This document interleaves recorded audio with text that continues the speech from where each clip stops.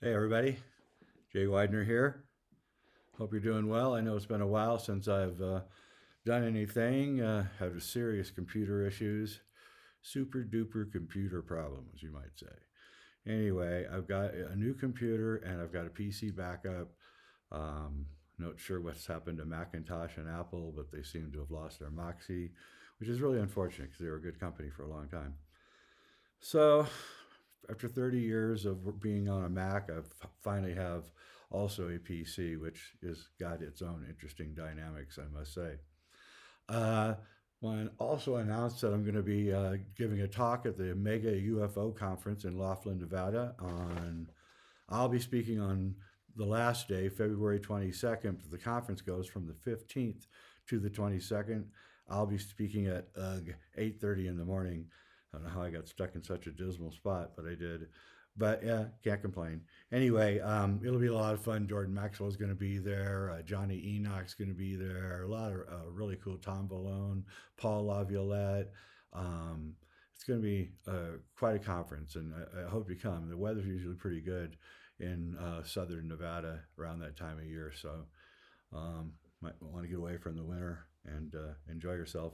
A lot of people, it's going to be quite amazing. My talk I'm giving on is also the kind of one of the subjects I'm going to be talking about today, which is a subject that I've just recently become interested in, mostly because of this show, and that's UFOs and cults, or ufology and cults.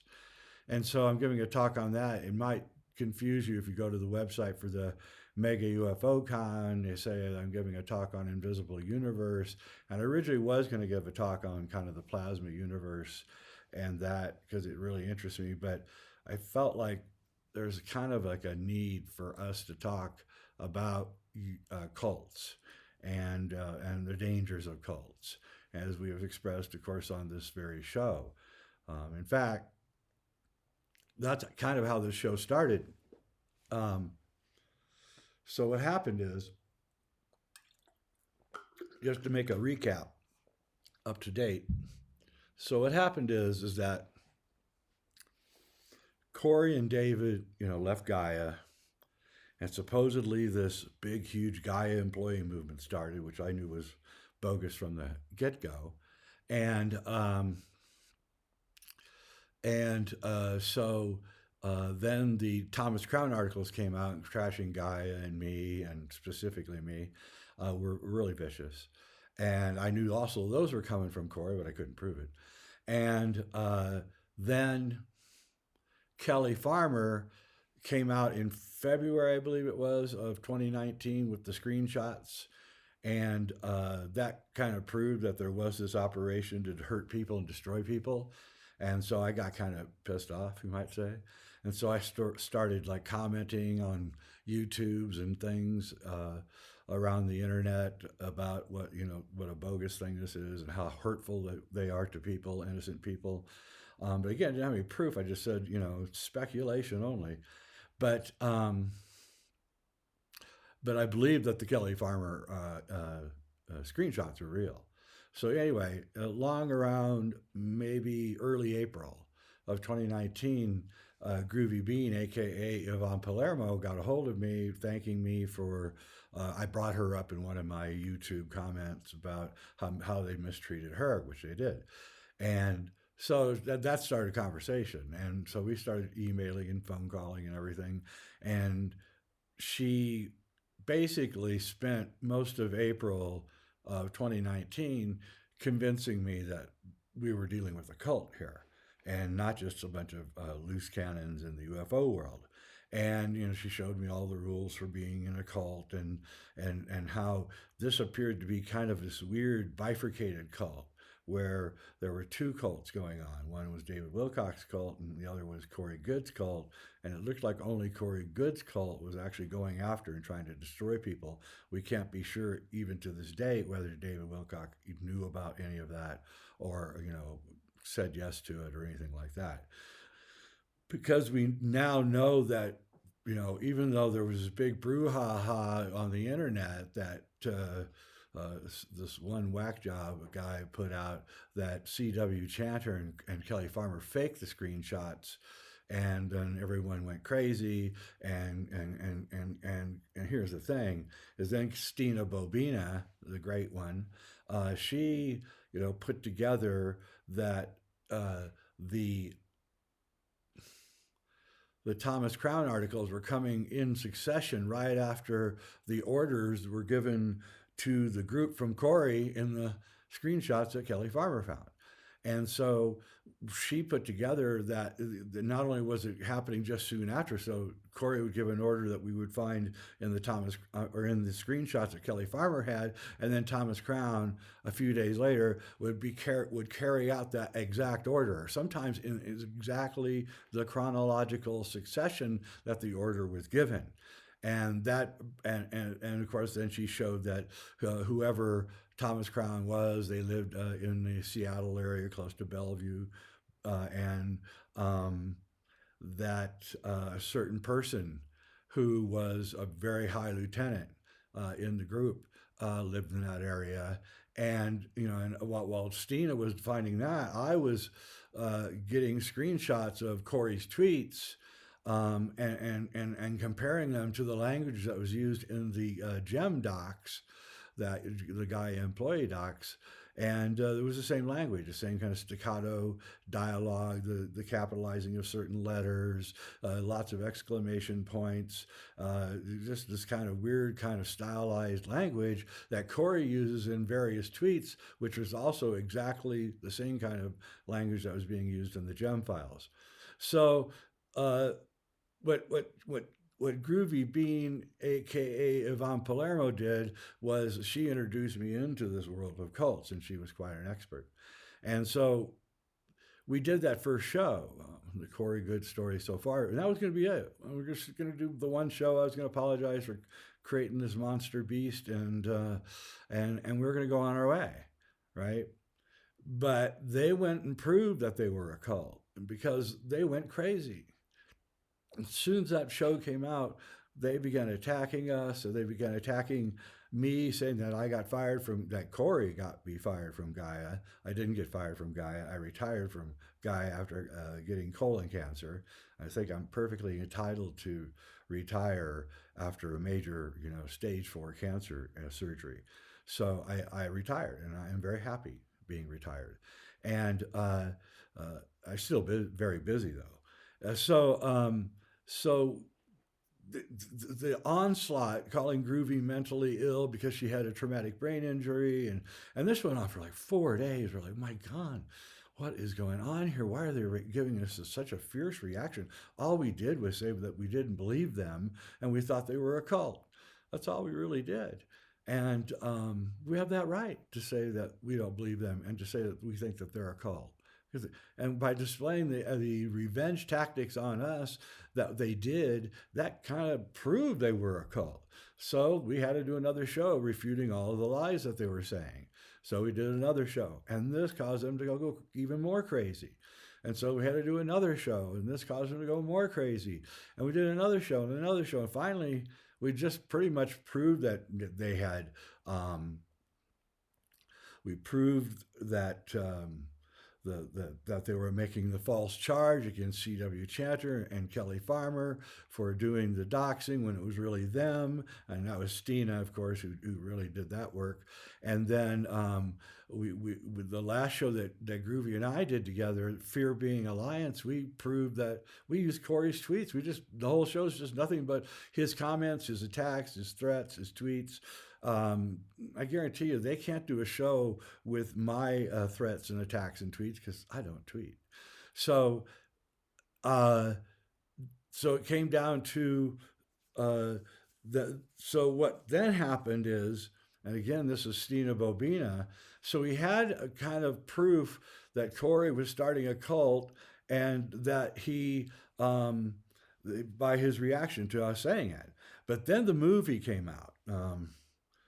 Top Secret, what is it called? Something, I can't remember the name of their new movie. It was so forgettable. But it takes a long time to make a movie. I'm a filmmaker. So a movie is planned at least a year to a year and a half in advance, at least a year and a half in advance, before the release, I mean. So say a year and a half is a good number. So that came out in November 2019. So that means that they were planning, hang on here, that they were planning this movie from, let's see, November 2018, like May or June of 2017. They had to start planning this. Now, we didn't come out until May of 2019. So this is almost 2 years after they began planning this movie, Top Secret or whatever it's called. Anyway, so then that means that this was whatever this movie was, they had been planning it for a while. And what is the movie? Well, the movie is merely the David and Corey outlining an apocalypse and a previous advanced civilization, but the last 40 minutes is basically an advertisement for their ascension cults. So they've had this plan, that means, for at least a year to a year and a half, that they were both going to create these ascension cults. They're going to use the movie as a vehicle, the final vehicle, to then launch their cults. Then, so that's why they got so mad at Groovie and I. Now it's all explained. It didn't make sense to me until I saw their movie and went, "Oh my God!" They were we unveiled their business plan 6 months too early, and and by labeling them a cult before they actually started doing their cults in a serious way, we kind of upended their apple cart, and we didn't even know it. And here's the other thing, and this is again Stina's Bobina's great work. She found that David Wilcock and Beth Wilcock in, and correct me if I'm wrong, Stina, I think it was November or October, maybe October of 2018. They started their own new nonprofit 501c3 with $60,000 in it. And that's a very interesting number, by the way. So the so they were planning their own religious cult charity from for a year before the film came out, essentially, and 6, 7 months before Groovy and I came out with our information. So you can see that this is what has happened here. We upended their apple cart by revealing that they were a cult, then proving that they used cult-like tactics, and that they went and just bald-faced lied about C.W. Chanter and Kelly Farmer doing the doxing and destroying of people's lives and reputations and trying to get people fired, when the entire time it was those guys, and that was again proven by Stina Bobina. So now we have Corey teaching classes for $333 on Ascension. We have David with a 501c. It's not C3 or 3C, I can't remember. But both of these are now firmly established as cult leaders in their own separate way, exactly the way that Groovy said to me in April of 2019. So cults are, a very strange and bizarre thing, and it got me interested in what would cause people to join a cult. I'm not a joiner of any cult. I was a member of a cult once called the Catholic Church, but I quit that as soon as I could, and so I don't really know or understand cults, and I don't know. I understand, from what I learned through Groovy, that this world is filled with very alienated people who need to have a group, a community, and so there's people that prey on these people and get them their money essentially, and I think it's very interesting that David, thinks it's all about money, and it's kind of disturbing. One of the things I'm going to say, though, is that one of the ways that you can tell you're dealing with a cult is if this person who's involved in ufology or the secret space program or anything that like that is trying to make a living out of it. If you're trying to make a living out of it, then that's that's probably a telltale sign that we're dealing with someone who, I'm sorry if for some reason my cat has decided to jump on the table here. Here, you want to introduce yourself? Introduce yourself to the audience there. That's him. That's my cat. His name is Kalki, Kalki, the male version of Kali, who comes at the end of time for not to teach and enlighten, but to destroy. And my movie Last Avatar is based on the return of Kalki. Maybe he will return one day. We don't know. Anyway, I named my cat after him. So anyway, the so that got me into the world of interest in cults and why people would join cults. And we have cults everywhere now. This is the thing. Once we got rid of organized religion, like Catholicism began dying away, and Protestant Christianity is dying away, and even Judaism is dying away, we see that people need religion. And so they'll go and join other religions, or they'll make things into religions. It's kind of obvious to me that, whether you believe in global warming or not, the people that adhere to the beliefs of global warming act like it's a religion. If you question their religion, they ostracize you. They call you a heretic, a denier, and there's no way to deal with facts. So it's just pure emotion. And so anytime I see people dealing with things in an emotional way, as Corey's group did after we criticized them, they dealt with us in a very hyper emotional way. That's also another telltale sign, by the way, you're dealing with a cult, because regular people just accept your criticism. Oh yeah, everybody makes mistakes, right? That's the thing. Everybody makes mistakes. Everybody. There's nobody on this planet that hasn't made mistakes. It's not the mistakes that you're criticizing. It's what you're doing after the mistake. So what did you do when you got called out on your mistake? Did you go public and apologize as fast as you could? Or did you not? And if you continue to make mistakes and don't realize that you're making mistakes, then we have the right to call you out on it, especially if you're a public person like Corey and David. So they're going to continue to be called out on it. I'm going to have Stina Bobina on soon again. She's gone through a nightmare because of these guys. All again, what did she ever do? She just has a funny little theater act that makes fun of people. It's all in good fun. And again, these guys have no sense of humor at all. They want to sue Cliff High because he invented the blue chicken cult lingo. Just like sue him then. They're constantly talking about suing people. It's like Steve Martin in Out of Towners. I remember that film. He's the couple from Ohio, had never been to New York, and every time somebody's rude to him, taking down their name, I'm going to call my lawyer, right? And it's like, dude, the entire city's rude. What are you talking about? So anyway, one of the cults I came against here, I found out about, and it was really interesting. And I'll talk about this at my talk. And I'm going to read a little bit here. I hope it doesn't get too boring. But this cult, probably they would be upset that I call them a cult, so I'll probably stop calling them a cult. Because they tend to take revenge on people that criticize them. I'm not criticizing them. I'm just sharing their belief system. So this is the religion, the Nation of Islam. And I'll bet you didn't know that the Nation of Islam is a UFO. Their belief system is centered around a UFO, 1,500 UFOs, actually, or 1,501 UFOs. So I'm going to cut through this. But so the Nation of Islam was started by a guy named Elijah Muhammad. He was the son of a sharecropper and a minister, and he had a third grade education. And in the early 30s, he met a guy named Fard Muhammad, Master Fard Muhammad.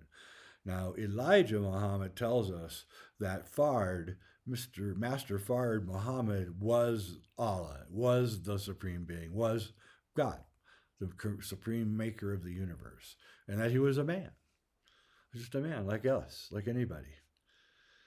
And what Fard related to Elijah Muhammad was that Fard was the top pilot of a half-mile wide, what he called a mother wheel, which is a round ship that's a half-mile wide. And he calls it the mother wheel. And the mother wheel can stay up in space for days and months and never needs a refill of energy and has a protective layer around it. So no matter what shot at it, it'll just bounce off this mother wheel. And Allah, the supreme being, is the top dog, the guy who runs it. And inside this mother wheel, this mother ship, this flying saucer, is 1,500 baby wheels. These are smaller versions of the mother wheel.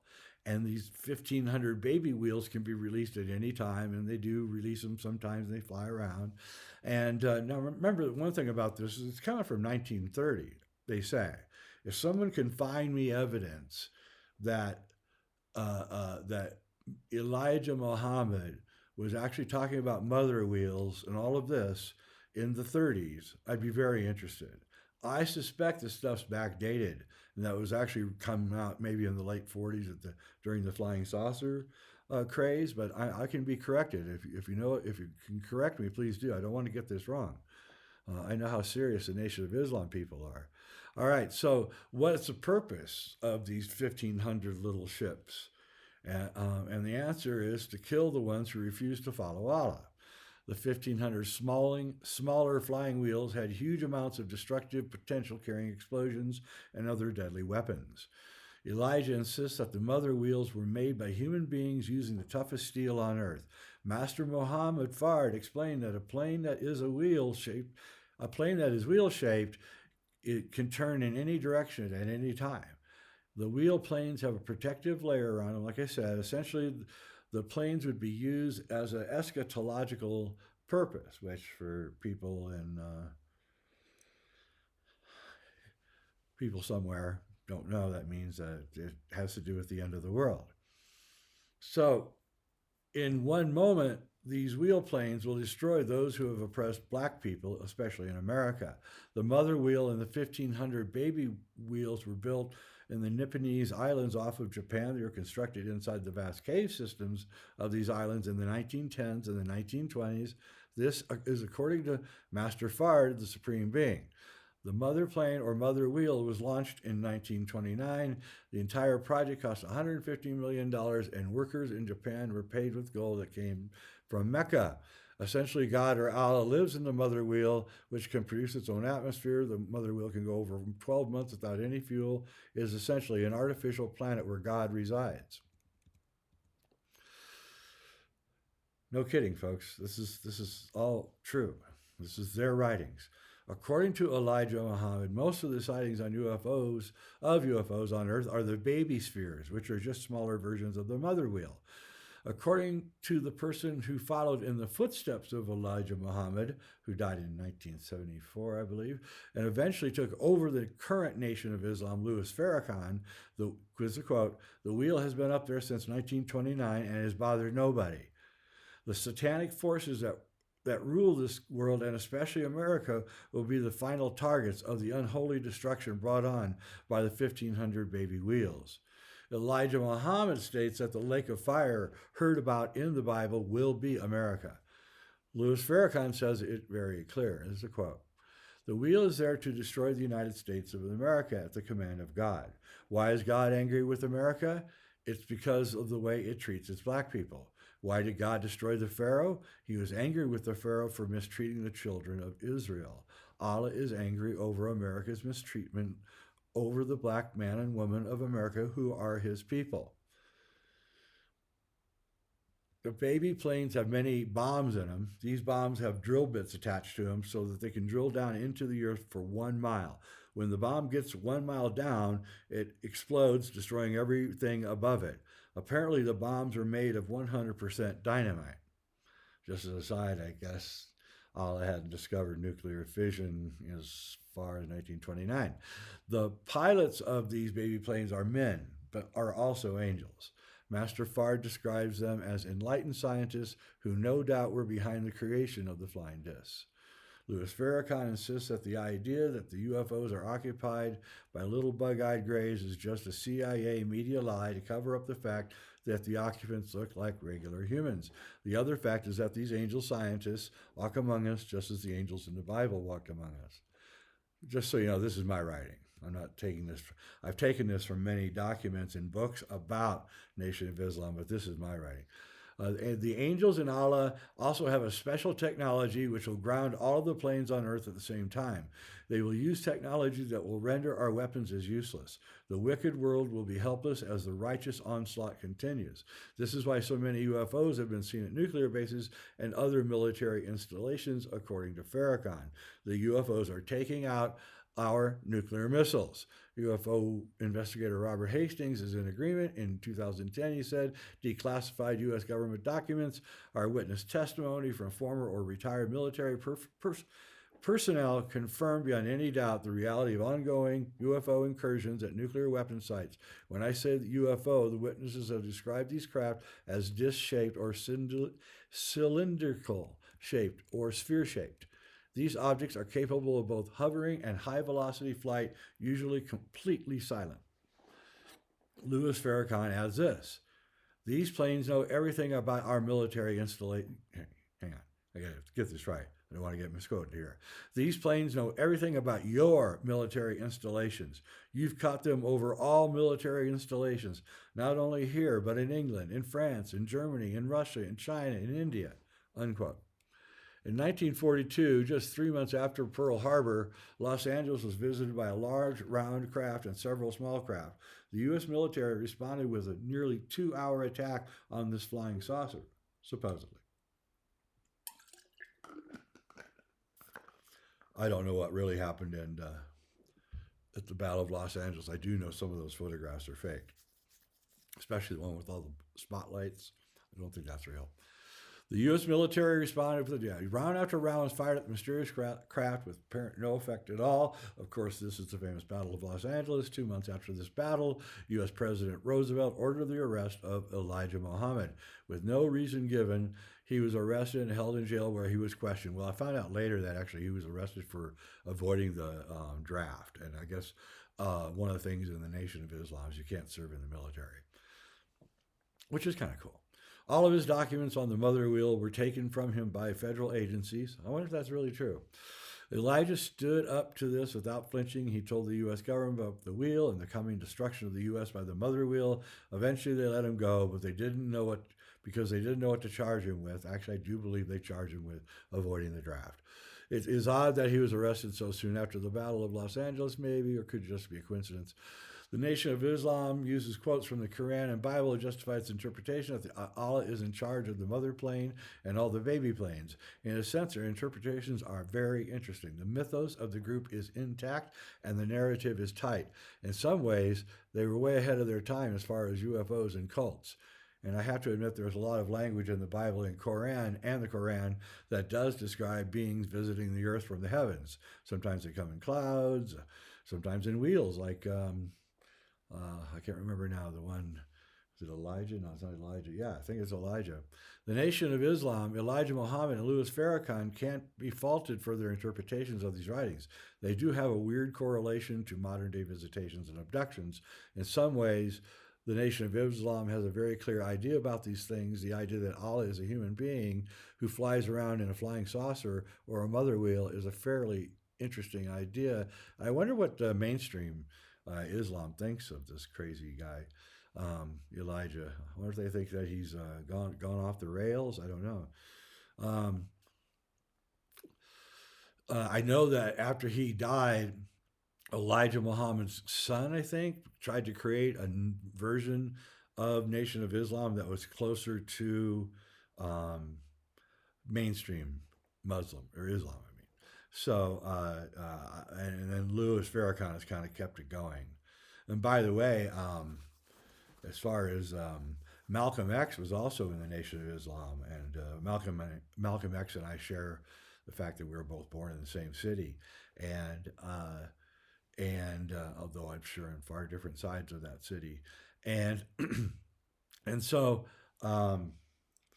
Malcolm X was a full. He converted to Nation of Islam while he was serving in prison, I think, for burglary, and when he got out, he used his incredible oratory skills and got a lot of people to join the Nation of Islam. And then in the '60s, he paid a visit to Mecca, and he had his whole world blown apart.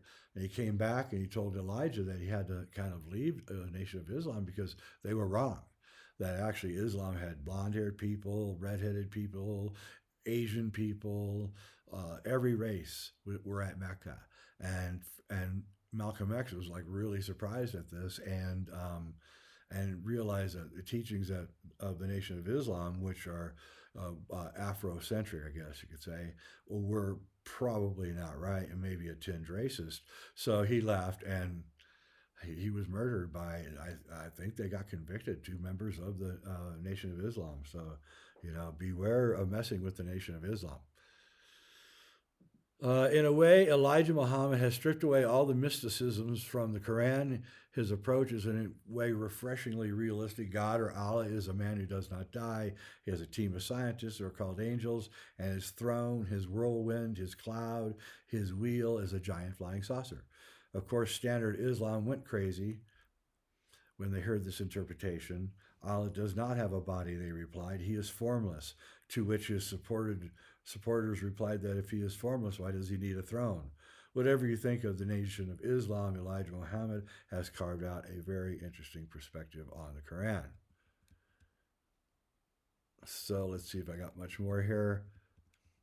That's pretty much it on the Nation of Islam. I'm going to be doing I want to do another one of these on another really interesting cult, which actually involves a former president of the United States, if you can believe that, a very popular president of the United States. Let me get rid of the screen. So, if you like these talks on cults, give me a comment below, because that way I can know. If you don't, if you think they're boring, let me know that too. I just think it's important for us to go through each of these cults. There's a lot of them. I'm not going to do all of them. I'm only going to do the ones that are interesting, ones that have famous people in them. But you have to admit, it's pretty crazy that the Nation of Islam is their belief system was all centered around flying saucers, and apparently it looks as if this was before the secret space program, before Kenneth Arnold and his sighting, before Roswell. We're talking, if what I'm getting, they're saying that he was saying this in 1934 is the first time that Elijah Muhammad started talking about Master Fard and the mother wheel. So that would be 13 years before Roswell, if this is true. And this is what we have to find out. We have to find out if it's backdated or not.